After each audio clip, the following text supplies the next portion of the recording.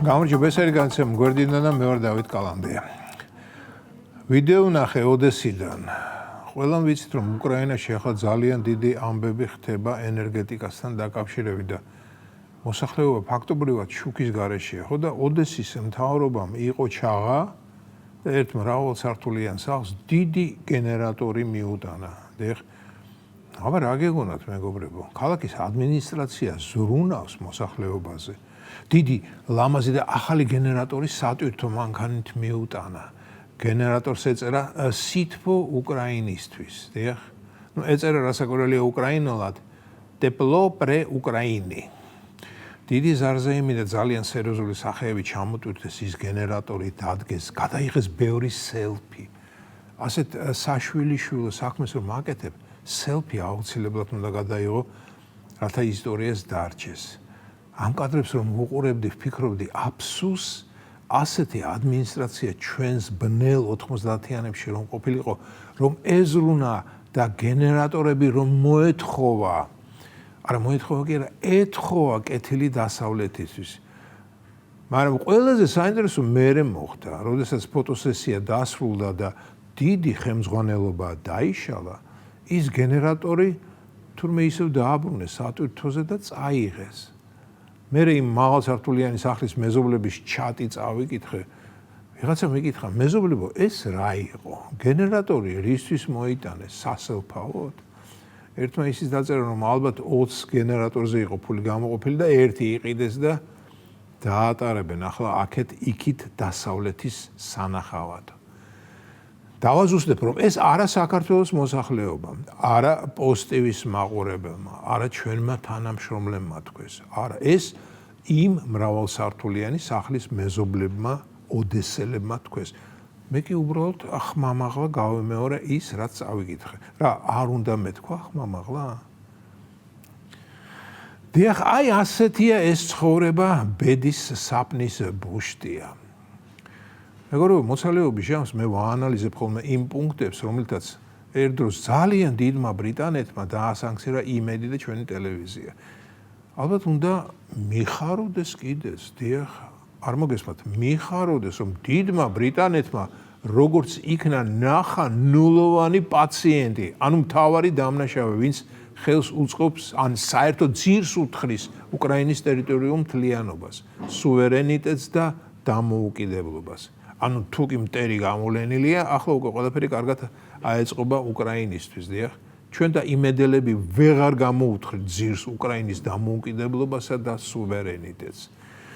კი ვთქვი, უნდა მიხაროდეს მეთქი, მაგრამ სინამდვილეში ეს ხომ ასე არაა და ეს ყველამ ვიცით, რომ არც ჩვენ, არც იმედელებს ჯვარი აქაურობას და რომც მოგვენდომებინა აღმოსავლეთ ევროპაში ასეთ მასშტაბო კატასტროფას ვერ გამოვიწევდით.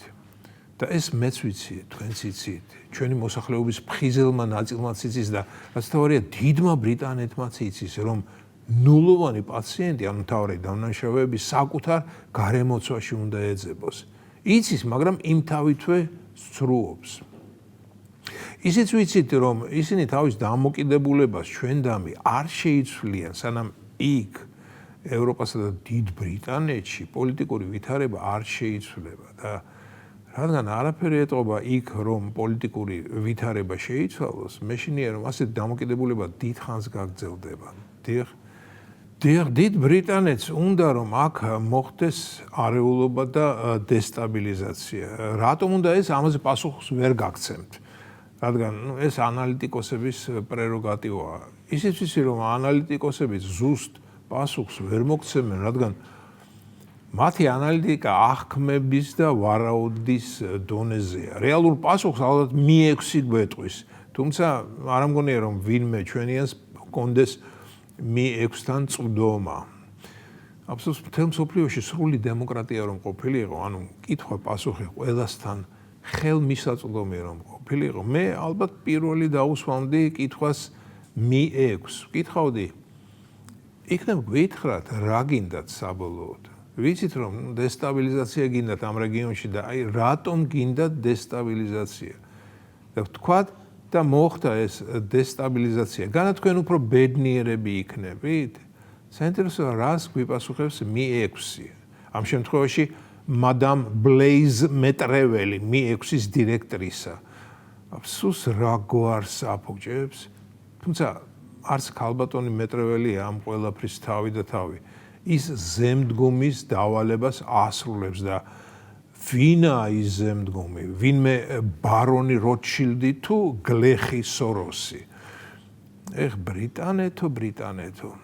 თუმცა არა მეგობრებო, ეს ის დიდი ბრიტანეთი არაა, რომელიც ადრე იყო. ანდა მე სრულიად შესაძლებელია რომ ჭურში ვიჯექი და დიდი ბრიტანეთი სულ იყო ასეთი და მე კი მეგონა რომ იყო ისეთი.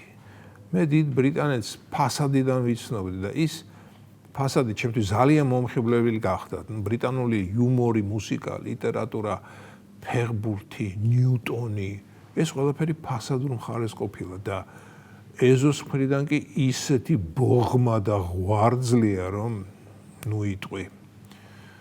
და ბოლოს, როდესაც პოსტივზე ვიწყებდი ჩემს მოღვაწეობას, რას ვიფიქრებდი რომ ოდესმე დიდი ბრიტანეთის მახინჯი მხარის განხილვას დავიწყებდი. მე კი მეგონა რომ ჩემი შემოქმედება სააკაშვილის მაქსიმებსა და გრიგოლ გეგელიას მიმიკას არ გასცდებოდა. გასცდა თან როგორ. ეს იყო გადაცემა გვერდიდან და მე ვარ დავით კალანდია.